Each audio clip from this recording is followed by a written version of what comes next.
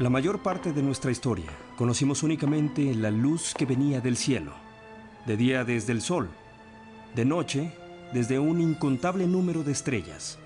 Y desde el principio nuestros ancestros creyeron que el sol y las estrellas eran celestiales, ajenos a este mundo, y tenían razón. Hemos observado el cielo durante miles de años, pero hasta hace poco no podíamos ver tan bien como para entender nuestra relación con el cosmos. Pero ahora, nuestra visión astronómica es más aguda. Podemos ver más lejos y más claro. Podemos observar objetos invisibles para el ojo humano. Nuestra visión cada vez mejor nos ha permitido hacer grandes descubrimientos, revelando un universo asombroso y maravilloso. Ahora, veremos 13 de los descubrimientos más grandes de la astronomía.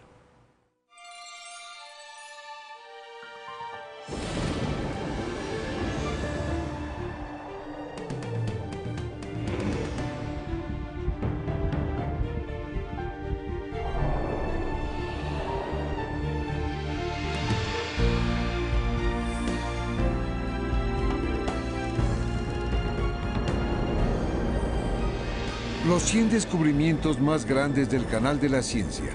Astronomía, con su anfitrión Bill Nye. Los planetas se mueven. Nuestro primer gran descubrimiento se desarrolló durante siglos, mientras los primeros humanos veían el cielo en lugares como este, los desiertos vacíos y sin nubes del suroeste americano, el Medio Oriente, África y Sudamérica. Los astrónomos antiguos más importantes fueron los mesopotámicos. Pensaban que los objetos en el cielo eran dioses y construyeron torres gigantescas para registrar la salida y la puesta del sol, la luna y las estrellas. Durante más de 1000 años usaron tabletas de arcilla para registrar lo que veían. Para investigar más, le hice una visita al profesor de astronomía Owen Gingerich. Aquí, por ejemplo, tiene una de esas tabletas de arcilla. Lea lo que dice. Sí, esos hombres tenían letra muy pequeña. Sí, yo me quedé bastante asombrado cuando alguien vino a mi oficina, la levantó y realmente empezó a leerla. ¿Y en qué idioma está escrita? Yo creo que está en babilónico.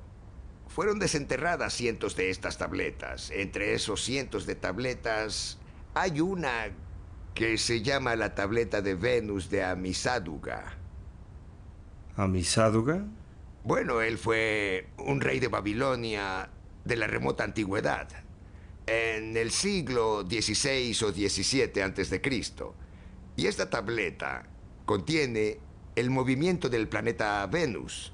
Este es el registro más antiguo que tenemos del movimiento de un planeta. ¿Qué hicieron los babilonios con esta información? ¿Alguien lo sabe?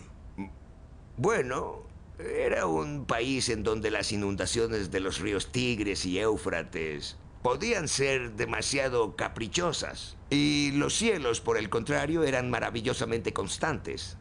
Así que desarrollaron una especie de astrología para tratar de entender el orden del cosmos, observando los cielos y esperando tal vez encontrar en esas configuraciones algunas pistas acerca de lo que le iba a pasar a los gobernantes de la Tierra en sus asuntos. Así que empezaron a registrar los augurios, diferentes catástrofes, digamos, políticamente. ¿Cómo estaban las estrellas entonces? ¿Los planetas estarían en la misma configuración la siguiente vez que sucediera algo espantoso? Los mesopotámicos hicieron los primeros registros y los griegos dieron el siguiente paso. Algunos de los astrónomos griegos hicieron un viaje de campo y llegaron a Mesopotamia para averiguar qué había sucedido en aquel lugar, y parece que trajeron con ellos algunos registros sistemáticos. Así que finalmente esa fue la base para formular una teoría matemática del movimiento planetario. Con sus observaciones, los griegos desarrollaron una visión del sistema solar que estaría vigente durante 2000 años. Que los planetas se mueven girando alrededor de la Tierra. Haría falta el siguiente gran descubrimiento para corregirla. La Tierra se mueve. El año 1543. Un hombre de 70 años agonizaba. Su nombre, Nicolás Copérnico. Era médico y abogado de profesión, pero también astrónomo aficionado durante casi 40 años. Una pasión que lo llevó a desafiar una de las creencias más fundamentales y sagradas de su época. Desde joven, Copérnico había estudiado el cielo y descubrió que el sistema griego con la Tierra en el centro predecía mal el movimiento de los planetas. Empezó a preguntarse si la Tierra misma se movía. Aquí tenemos el sistema de Copérnico, pero yo lo adapté para ilustrar el sistema de Ptolomeo, porque esta bombilla se encuentra en la Tierra y... En vez de en el Sol. En vez de en el Sol, para que veamos los puntos de vista mientras avanzan. Entonces aquí está la sombra de Saturno. Saturno se mueve Y lentamente al este es revés, Marte. pero mire a Marte. Ajá. Marte está a punto de ir en reversa. Sí, va en reversa. Sí, es retrógrado. Como se ve desde la bombilla Tierra. Así es como lo vemos desde la Tierra. Ahora va a detenerse, empezará a hacerse pequeño, se desvanece en el cielo, ahora va al derecho otra vez. Pero esta es la idea de Copérnico. Con el Sol en el centro. El Sol está en el centro y repentinamente... Todos los planetas... Todos van siempre en la misma dirección, nunca se detienen. Copérnico vio que los movimientos de los planetas se explicaban mejor si el Sol estaba en el centro del sistema solar y la Tierra giraba a su alrededor como los demás planetas. Fue una idea revolucionaria. A pesar de la evidencia de que la Tierra se movía, un día él escribió este libro que nos da su nueva teoría. Esta idea, este libro, cambió al mundo. Sí, porque convirtió a la Tierra en un planeta y colocó a nuestro Sol en el centro. Si uno no cuenta con ese esquema, uno no puede seguir avanzando en la física de nuestro universo. Finalmente, las últimas páginas, estas que se encuentran aquí al frente del libro, se le ocurrieron el mismo día en que murió. Yo sospecho, él debió estar ahí recostado, semiparalizado por una apoplejía. Probablemente estuvo resistiendo hasta que se aseguró de que había terminado. Los planetas tienen órbita elíptica.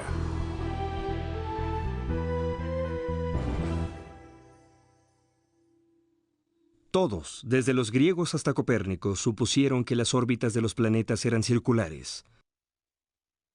Pero en 1571 el matemático alemán Johannes Kepler derribó esa suposición con el siguiente gran descubrimiento. A falta de cálculos, Kepler improvisó formas de calcular la órbita circular de Marte. El trabajo era tedioso. Kepler escribió que por poco se vuelve loco pensando y calculando ese asunto. Sus cálculos empezaron a revelar que la noción aceptada de los planetas moviéndose en círculos simplemente no funcionaba. Entonces se le ocurrió una nueva idea. Kepler vio que de alguna manera el Sol tenía que estar arrastrando a los planetas de una forma que él no podía comprender. Descubrió que para tener una imagen coherente, la órbita tenía que ser una elipse en lugar de un círculo. Con este hallazgo, Kepler diseñó el primer método para predecir con exactitud el movimiento de los planetas y las estrellas al cruzar el cielo.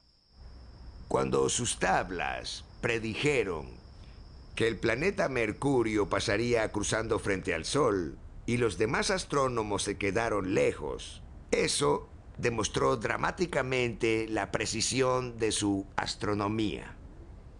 Él ligó sólidamente el movimiento de los planetas al Sol. Este fue un punto muy importante para ayudar a enfatizar la idea de que el sistema de Copérnico con el Sol en el centro realmente tenía significado físico.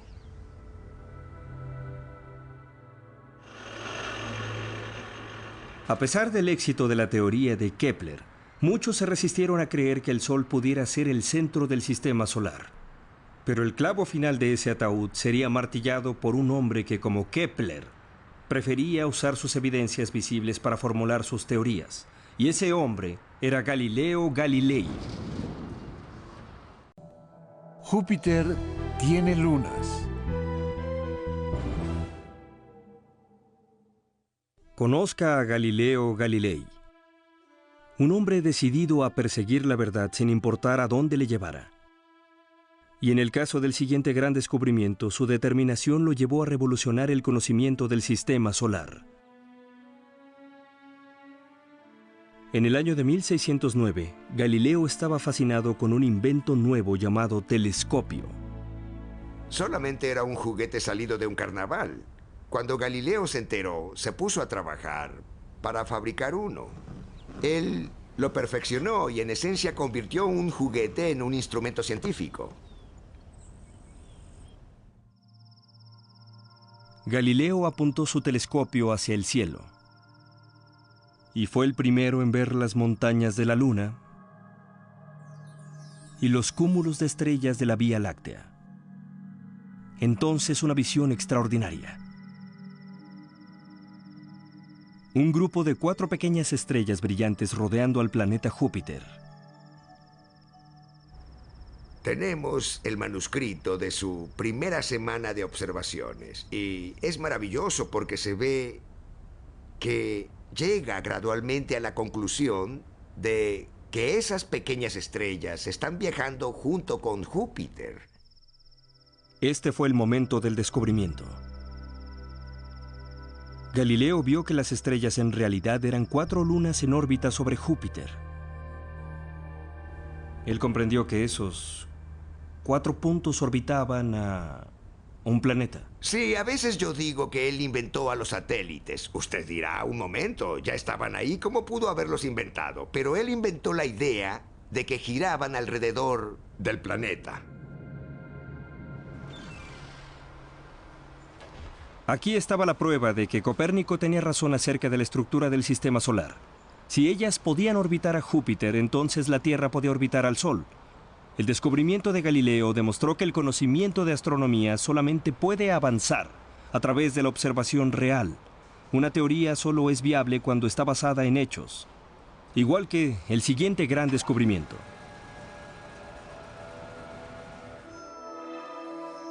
El cometa de Halley.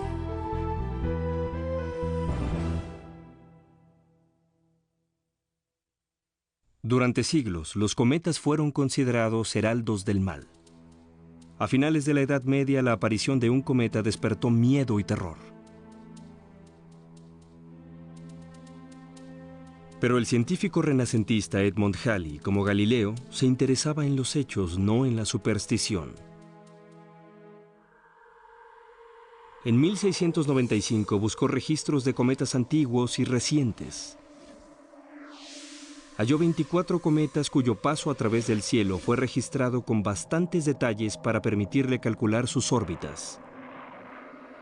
Para su sorpresa, descubrió que 3 de ellos seguían la misma órbita aproximada, dándole la vuelta al Sol cada 76 años. Con esa base se le ocurrió, muy bien, este es un cometa que va a volver dentro de otros 76 años. Él averiguó que los 3 cometas eran el mismo cometa. El mismo cometa. Halley estaba tan seguro de la órbita del cometa que hizo una atrevida predicción. Dijo que el cometa volvería en el año de 1758. ¿Y adivine qué? ¿Así fue? ¿El cometa regresó? Por desgracia, Halley ya no estaba con vida para saborear su descubrimiento. Desde entonces, el cometa Halley, como se le conoce, fue recibido 3 veces más por los observadores de todo el mundo.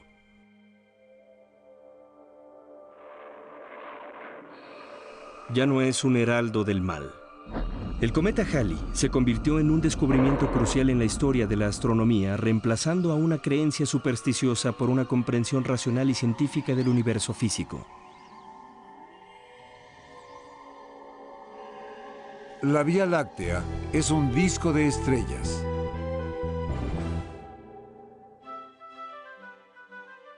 En el siglo XVIII, William Herschel era un músico clásico. Su amor por la astronomía lo llevó a dejar la música para concentrarse en el cielo, preparando la escena del siguiente gran descubrimiento. Al descubrir cuánto costaba un telescopio de refracción que estaba más allá de su alcance, decidió fabricarse uno y se convirtió en el más fabuloso y exitoso fabricante de telescopios de ese período. Él usó sus telescopios para observar metódicamente el cielo, catalogando lo que veía. Al estar observando el cielo, se topó casualmente con un objeto que se veía un poco diferente. Resultó que era un planeta nuevo. Oh, wow. ¿Y qué planeta era ese? Era el planeta que está más allá de Saturno, el planeta Urano. Urano fue el primer planeta nuevo en ser hallado en más de 3.500 años. Pero hallar un planeta no era nada comparado con la meta más ambiciosa de Herschel. Construyó un telescopio de 6 metros. Luego dividió el cielo en secciones iguales y contó sistemáticamente las estrellas de cada campo. Era una tarea meticulosa, monumental. Lentamente, al contar las estrellas, Herschel reveló algo extraordinario. La Vía Láctea era mucho más grande de lo que todos creían. Era un gigantesco disco de estrellas. Algunos campos estaban atestados. Uno tenía más de 250.000 estrellas. Otros campos más lejanos estaban prácticamente vacíos. El descubrimiento de Herschel fue una revelación. Este es un modelo razonable de la Vía Láctea como la conocemos. Pero Herschel solo estaba viendo una zona, como de este tamaño, ¿no es así? Lo que Herschel veía era un pequeño espacio así. Quizá algo así. Realmente un pequeño espacio de la Vía Láctea. Pero aún esa pequeña parte cambió en mucho el estudio de la astronomía. Su descubrimiento reveló que nuestro sistema solar solo es una isla en un profundo universo en expansión.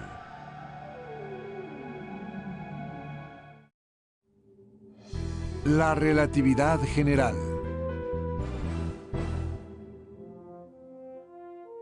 Gracias a las reflexiones de un anónimo empleado de una oficina de patentes de Suiza, el siguiente gran descubrimiento reveló que el universo es un lugar extraño y misterioso. Ese empleado era Albert Einstein.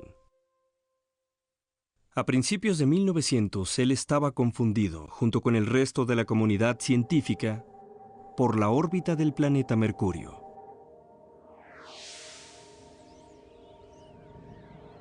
Aunque las leyes de la gravedad de Newton predecían con precisión el movimiento de los planetas, fallaban al tratar de predecir la órbita de Mercurio. El enigma tenía que ver con el perihelio de Mercurio, el punto de su órbita en el que pasaba más cerca del Sol. Cada siglo, el perihelio de Mercurio se adelantaba ligeramente, un cambio que las ecuaciones de Newton no podían explicar.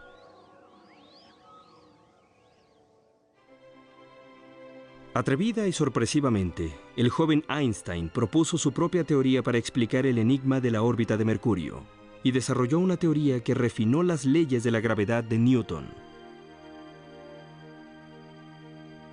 Michio Kaku es un físico teórico de la City University de New York. Y Newton dice que la gravedad viaja instantáneamente a través del espacio. Y ahí es donde Einstein pensó que había una debilidad en la teoría de Newton. Él quería una teoría que pudiera explicar la gravedad. Él quería una teoría que pudiera explicar la aceleración, el movimiento quebrado y en círculos. Tenía que haber ondas de gravedad. Se necesita tiempo para que la gravedad haga su magia. Propagarse.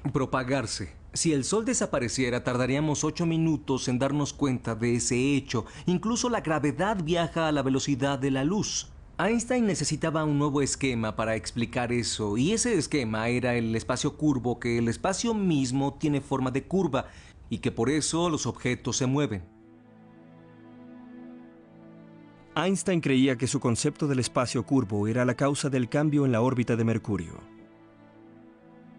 Einstein llamó a su idea la teoría general de la relatividad. Imagínese que tiene una red tensa y pone una bola de bolos en el centro mismo de la red. La bola de bolos se hunde en el centro de la red y lanza una canica a lo largo del borde de la red. La canica hará una órbita alrededor de la bola de bolos. Ahora véalas desde arriba. Newton quizá nos dirá que existe alguna fuerza, una fuerza instantánea e invisible tirando de la canica hacia la bola de bolos. Pero Einstein diría que no hay una fuerza, que no hay atracción, que solo es una red que está tensa. ¿Por qué la canica está en órbita alrededor de la bola? Porque la red tensa está empujando a la canica. Así que ¿por qué estoy sentado en esta silla? No porque la gravedad tire de mí hacia el suelo, sino porque el espacio me empuja hacia abajo, hacia el planeta Tierra. La idea de que el espacio se deforma por la masa era muy extraña para que muchos la aceptaran. El siguiente eclipse solar le dio a los científicos la oportunidad para poner a prueba la nueva teoría de Einstein. Se tomaron fotografías de las estrellas de fondo antes del eclipse y después de él. Luego fueron comparadas con otras tomadas durante el eclipse. Las fotos muestran que las posiciones de las estrellas en el eclipse cambiaron hacia adentro, doblándose al pasar la luz a través del campo gravitacional del Sol. La teoría general de la relatividad de Einstein tenía razón. Su gran descubrimiento sacudió al mundo. La teoría general de la relatividad es muy emotiva para quien haya visto estas ecuaciones. Las ecuaciones tienen este largo, y aún así contestan a preguntas eternas que nos habían evadido desde la primera vez que vimos el cielo y nos hicimos la pregunta, ¿qué significa esto? El universo está en expansión. Esa teoría demostró que el espacio era más extraño de lo que podíamos imaginar. Cualquiera menos Einstein, claro. Para entender mejor este universo extraño, necesitábamos hacer más observaciones. Se necesitaban telescopios más grandes y poderosos, como el que llevó al siguiente gran descubrimiento.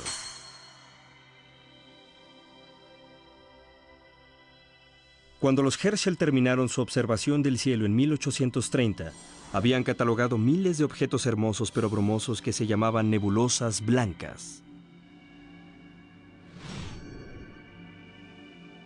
En esa época, nadie sabía si eran parte de nuestra galaxia o universos distantes y aislados como la Vía Láctea.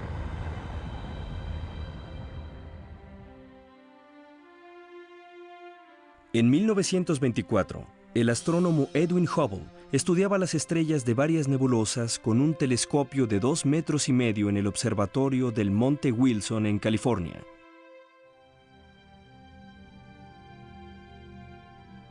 Gracias al telescopio, Hubble calculó que las galaxias estaban a muchos cientos de miles, incluso a millones de años luz. Aquí había objetos tan enormes y poblados de estrellas como nuestra propia Vía Láctea. Por eso hoy llamamos a las nebulosas blancas galaxias. Mientras más estudiaba estas galaxias, más lo intrigaban. En esa época, los científicos sabían que los rayos de luz de una estrella aparecen como un color en el espectro. El color cambia con el movimiento de la estrella. Un cambio hacia el color azul significaba que la estrella se movía hacia la Tierra. Un cambio al rojo significaba que se alejaba. La intensidad del cambio también revelaba la velocidad del movimiento. Hubble halló que al medir la distancia a una galaxia, su espectro casi siempre viraba al rojo. Y algo más. Mientras mayor la distancia, mayor el cambio hacia el rojo. En otras palabras, el universo se expande. Era un descubrimiento asombroso, con profundas implicaciones. Midiendo hacia atrás desde la expansión, los científicos hallaron que el universo parecía haberse originado en un cataclismo, lo que un astrónomo llamó la Gran Explosión.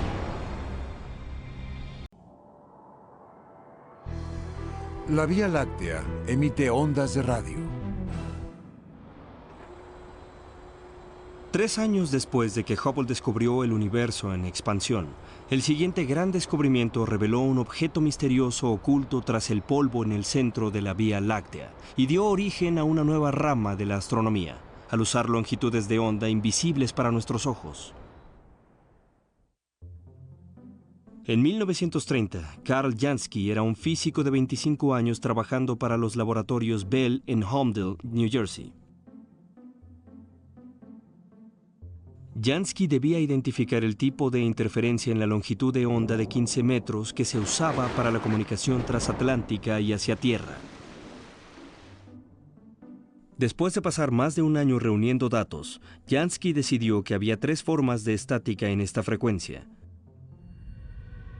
La primera se producía obviamente en la ionosfera de la Tierra. La segunda tenía su origen en las tormentas locales. Y la tercera señal era misteriosa, continua. Al principio parecía que venía del Sol. Cada mañana la señal se levantaba lentamente con el Sol. Durante el día recorría todo el cielo y luego se ponía junto con el Sol. Pero al pasar el tiempo, Jansky vio que la misteriosa señal de radio se alejaba lentamente del Sol, como si viniera de un lugar afuera del sistema solar. Finalmente, Jansky localizó su ubicación en alguna parte de la región de la constelación de Sagitario. Él creía que había descubierto un objeto interestelar desconocido en el centro de la galaxia. Y tenía razón. Más tarde, los astrónomos confirmaron que Jansky había descubierto un gigantesco agujero negro con una masa equivalente a 3 millones de soles. Tal vez aún más importante, él fue el primero en observar el universo usando la radioastronomía, una forma nueva de estudiar el cielo. Sentó un punto de referencia. Jansky demostró que el cielo no titila simplemente con el brillo de las estrellas. Hay ocultos muchos objetos extraños a muchos años luz de distancia que irradian más energía que galaxias enteras, como los cuásares o los púlsares, estrellas muertas girando sin control y con masas tan densas que una cucharadita pesaría millones de toneladas.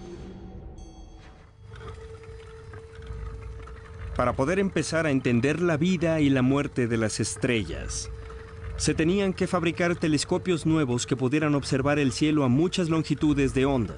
Pero antes de que eso fuera posible, la radioastronomía produjo otro gran descubrimiento que, aunque fue predicho, fue tan inesperado para sus descubridores como lo fue el de Jansky. Y de nuevo sucedió en los laboratorios Bell de Holmdel, New Jersey. La radiación del fondo cósmico de microondas. En 1964, los laboratorios Bell tenían inactiva una antena de microondas de 6 metros.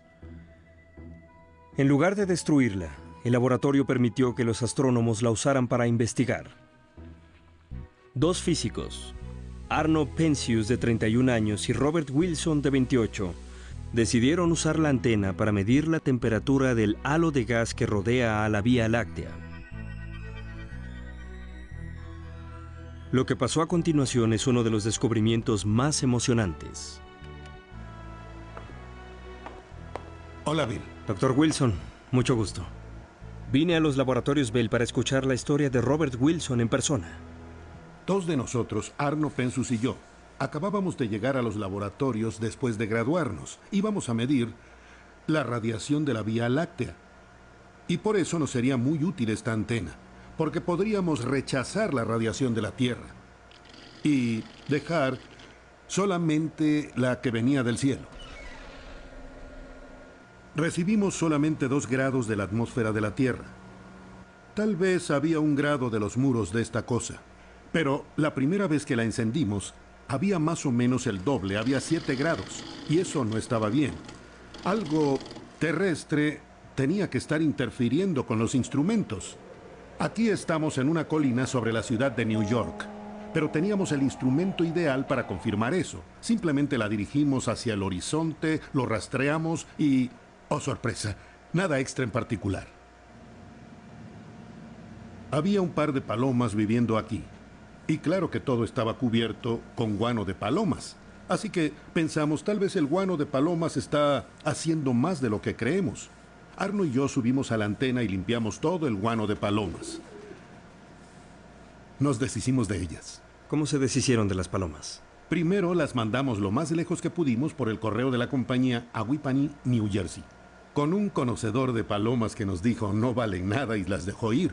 Un par de días después regresaron. 64 kilómetros y volvieron. Sí. Entonces nuestro técnico trajo una escopeta y... ¿Y entonces qué hicieron con ella? No estuve aquí, yo no lo vi, pero en realidad no resolvió el problema. Todavía teníamos 3 o 4 grados extra.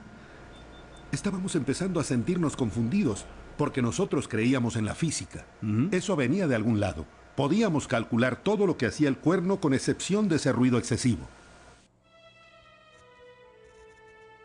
En la época en que Penzias y Wilson detectaron la estática de radio, había 2 teorías acerca del origen del universo. La teoría de la gran explosión, apoyada por el universo en expansión de Hubble, y la teoría del estado estacionario, que proponía que el universo es atemporal, sin principio ni final, en eterna expansión. Cuando un amigo supo lo que Penzias y Wilson habían encontrado, les sugirió que hablaran con algunos cosmólogos de la Universidad de Princeton que respaldaban la teoría de la gran explosión. Creían que una gran explosión habría dejado una ligera luminiscencia residual térmica, rastros de calor de la explosión misma detectables a través de todo el cielo. Iban a hacer una investigación para medir la luminiscencia residual. Nosotros los invitamos. Ellos vinieron, vieron lo que habíamos hecho y estuvieron de acuerdo en que habíamos medido lo que ellos estaban buscando. ¿Y qué significa su descubrimiento? Pues que hubo una gran explosión en el universo y que estamos viendo la radiación de 300.000 años después de la gran explosión. Sí. En muchos casos, cuando hay un cambio de paradigma en la ciencia, debe pasar una generación para que la gente lo pueda aceptar. Pero en este caso, yo creo que el mundo estaba listo. Las sociedades humanas siempre se han preocupado por saber de dónde vinimos. Hay historias religiosas en toda civilización que ha sido encontrada. Y creo que tenemos la respuesta definitiva, que venimos de una gran explosión. Explosiones de radiación gamma. La llegada de la era espacial inició una era dorada de la astronomía que sigue vigente hoy en día. Esa era dorada se inició, extrañamente, no en el espacio, sino con un cambio en las relaciones de la Guerra Fría, que también contribuyó al siguiente gran descubrimiento. En los 60, a pesar de un tratado para prohibir las pruebas nucleares, la Unión Soviética se negó a recibir inspectores en sus instalaciones nucleares. Por lo tanto, Estados Unidos optó por vigilarlos desarrollando un sistema de satélites en órbita capaz de detectar explosiones de radiación gamma producidas por detonaciones nucleares. Como los detectores satelitales veían arriba y abajo, los científicos decidieron usarlos para ver si las supernovas producían radiación gamma al estallar. Entre el 69 y el 72, detectaron evidencia de 16 explosiones breves de radiación gamma distribuidas por el cielo. Solo había un problema. Ninguna correspondía con alguna de las supernovas conocidas. Y el misterio se intensificó. En 2 décadas, los astrónomos detectaron un promedio de una explosión de radiación gamma al día. Pero eran tan rápidas que pasaban antes de que los astrónomos pudieran dirigir el telescopio hacia ellas. Finalmente, los astrónomos empezaron a resolver el enigma con la ayuda del telescopio espacial BepoSax, que fue diseñado específicamente para detectar explosiones cortas de rayos gamma y rayos X y localizar su ubicación. El 14 de diciembre de 1997, el BepoSax localizó una explosión gamma, lo que llevó a las primeras fotografías de una explosión en longitudes de onda diferentes a los gamma. Para su sorpresa, los astrónomos descubrieron que la explosión tuvo lugar en una galaxia a 12.000 millones de años luz de distancia, por lo que era una de las explosiones más poderosas del universo. Desde entonces han sido documentadas docenas de otras explosiones de radiación gamma, todas igual de poderosas y lejanas. ¿Qué significa todo esto? El descubrimiento de las explosiones gamma nos ha demostrado que ocultos tras el velo de la atmósfera de la Tierra hay objetos que no solo son extraños y difíciles de comprender. Agujeros negros, púlsares, cuásares, sino que también son mortales. Las explosiones de radiación gamma ya son consideradas una posible causa de extinciones en la Tierra. El científico Sir Arthur Eddington dijo: "El universo no solo es más extraño de lo que imaginamos, es más extraño de lo que podemos imaginar". Pudo referirse a las explosiones de radiación gamma, al universo en expansión o a la teoría general de la relatividad. También describe a la perfección el siguiente gran descubrimiento: planetas en órbita alrededor de otras estrellas. Antes era imposible que los astrónomos se imaginaran descubriendo otros sistemas solares con planetas como el nuestro. Pero hoy sí lo pueden imaginar gracias a poderosos telescopios espaciales y en tierra como este, en el Observatorio Lick del Monte Hamilton, California, donde Jeff Marcy está buscando planetas nuevos. ¿Cómo se descubre un planeta en un sistema solar? Pues eso es muy fácil. Observamos la estrella para ver si se está bamboleando por la atracción gravitacional de ese planeta. Muy fácil. Muy fácil. Solo necesita esto. Así es, el telescopio de 3 metros del Observatorio Lick. Obviamente los planetas no producen su propia energía. Brillan, claro, por la luz que reflejan, pero tienen una 1000 millonésima de la luminosidad de su estrella. Realmente no se pueden ver ni con el Hubble. Usamos un truco, para eso sirve este telescopio. ¿Un truco? El efecto Doppler es nuestro truco. Medimos el bamboleo de la estrella por los cambios en las ondas de luz que vienen desde ella cuando está bamboleándose. La búsqueda de sistemas planetarios extraterrestres ganó impulso a principios de los 90, cuando un astrónomo polaco hizo un sorprendente descubrimiento. Alex Folchan hizo un descubrimiento maravilloso. Es un sistema con 3 planetas orbitando un púlsar, y el modo en que lo descubrió fue emocionante. Él observó los pulsos que salían de ese púlsar, y la llegada de esos pulsos cambian al acercarse o alejarse el púlsar de nosotros. Esas son estrellas espantosas. Los púlsares despiden rayos X ultravioleta y rayos gamma. Son los extraños productos de la explosión de una supernova. A pesar de ese ambiente extraño, hay planetas del tamaño de la Tierra en su órbita. Si hay planetas como la Tierra alrededor de ellos, puede apostar que hay planetas como la Tierra en otras estrellas. ¿Hay planetas del tamaño de la Tierra en ellas? Del tamaño de la Tierra y de la Luna, entre los 3, sí. Él los detectó, ¿no? Él los detectó por el bamboleo de ese púlsar. Es lo más fantástico del mundo. Es increíble. Desde el descubrimiento de Folchan, Marcy y otros astrónomos han hallado más de 130 planetas fuera de nuestro sistema. Pensamos que nunca hallaríamos ni un planeta. Y hemos encontrado los únicos sistemas con 3 planetas y con 4 planetas utilizando este telescopio. Vaya, pero esos planetas son muy grandes. Son planetas del tamaño de nuestro Júpiter, Saturno, y el más pequeño es el tamaño de Neptuno. Sí, el pequeño Neptuno. Es interesante. Hallamos planetas del tamaño de Júpiter, pero hay unos varias veces más grandes que la Tierra. Aún no han sido hallados planetas parecidos a la Tierra, pero la búsqueda continúa. ¿Cómo eligen a una estrella como candidata? Tratamos de elegir estrellas más o menos parecidas a nuestro Sol, algunas más grandes, otras menos grandes, pero de edad madura o más antiguas que se hayan asentado. Lo que buscamos en un planeta habitable como la Tierra es que la temperatura tiene que ser correcta, ni tan fría que el agua se convierta en hielo, ni tan caliente que se convierta en vapor. Un planeta a la distancia correcta de su estrella, para que el agua sea líquida y para que la evolución haga lo suyo durante miles de millones de años. Parece Ricitos de Oro con su sopa. Así es, ni demasiado caliente ni demasiado fría. Esto es lo que nos gustaría encontrar. Un planeta azul como la Tierra que nos diga que hay agua líquida en la superficie, que un análisis espectroscópico de la atmósfera nos diga que hay oxígeno, dióxido de carbono, nitrógeno y tal vez metano.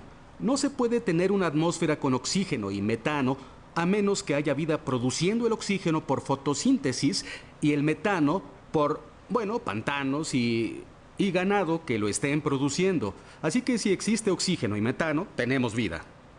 ¿En serio? ¿Sería así de fácil? Habrá escépticos y yo voy a ser uno de ellos, pero uno quiere conseguir los mejores signos delatores y una atmósfera como la de la Tierra con oxígeno, metano, nitrógeno y dióxido de carbono, no hay nada mejor como una señal de que ahí existe vida. Suponga que tuviera un telescopio, un artefacto, un aparato bastante sensible para hallar un planeta como la Tierra. ¿Usted lo apuntaría hacia las estrellas con planetas que ya han identificado? Por supuesto, los Júpiter y los Saturno que estamos hallando son las señales, son los puntos de referencia de sistemas que pueden tener tierras, sobre todo si hay un Júpiter bastante lejos de la estrella que deje espacio para una Tierra en la órbita habitable de esa estrella. ¿Qué lo impulsó a buscar los planetas en otras estrellas?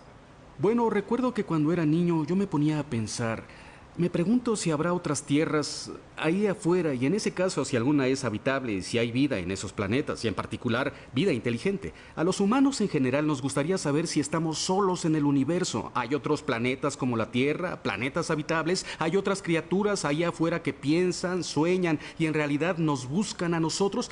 Creo que al final los humanos tratamos de hallar nuestras raíces ahí afuera, química y biológicamente entre las estrellas. El universo está en aceleración.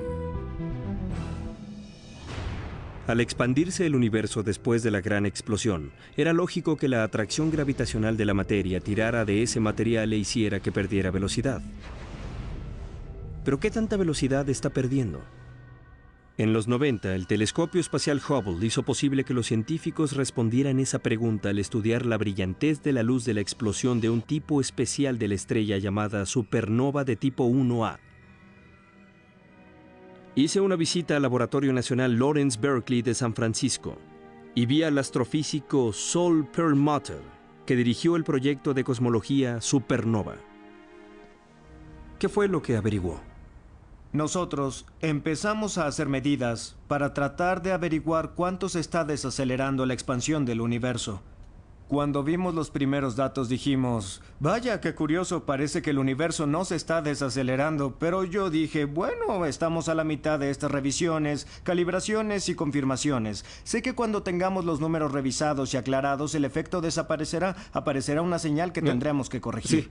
Hay un signo de menos que debería ser de algo tan más. insignificante. Se revisa cada paso de este proceso y poco a poco llegamos al punto donde empezamos a decir, este efecto no desaparece, esta es la respuesta correcta. Parece que el universo se está acelerando. ¿Y por qué esto es tan importante? Esta aceleración del universo no encaja con nada. Entendemos bien cuáles son todas las fuerzas del universo y cuáles son los objetos que hay en él. Y esta es una de las primeras veces en que encontramos algo que no hubiéramos predicho. Ahora viene lo divertido, averiguar qué significa. Y si viene conmigo, le mostraré qué estamos haciendo. ¿Por qué se está acelerando? Esa es la cuestión. Nos estamos muriendo por saber la respuesta. Y una manera de pensarlo es que tenemos una energía muy extraña que está impregnando todo el espacio y que puede acelerar el universo aunque la gravedad trate de frenarlo. Y la estamos llamando energía oscura, solo porque no sabemos lo que es. Es un misterio. Es misteriosa, extravagante, no sabemos qué es. Queríamos averiguar cómo podría ser la energía oscura. Lo que queremos ahora es conseguir datos que nos ayuden a analizar las respuestas. ¿Y dónde van a conseguirlos? La meta que perseguimos a largo plazo es un proyecto que ve a nuestro alrededor. Un satélite es el proyecto. El diseño que tenemos aquí se llama SNAP, que en inglés significa sonda de aceleración supernova. Este sería un nuevo telescopio espacial con un campo de visión muy amplio.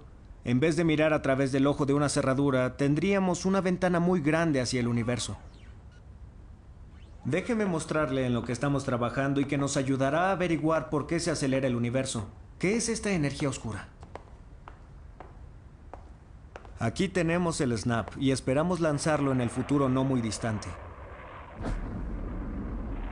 Se colocará en una ubicación más allá de la Luna.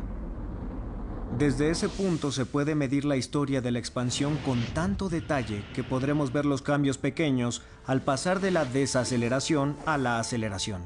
Cuando el universo era muy denso ¿Sí? y estaba unido, la gravedad era más importante y hacía lenta la expansión, pero al seguir la expansión, aunque fuera cada vez más lenta, eso cambió. La gravedad se hizo menos importante que la energía oscura que dominó y aceleró la expansión. Buscamos exactamente cómo fue que ocurrió ese cambio. Eso nos dirá cuáles de las diferentes teorías posibles podrían explicar a la energía oscura. Siempre en expansión.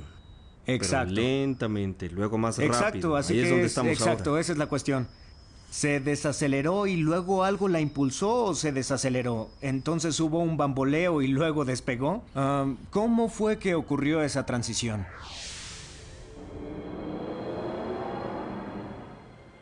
Como los astrónomos de la antigüedad, los científicos modernos han descubierto en el cosmos algo que todavía no podemos explicar.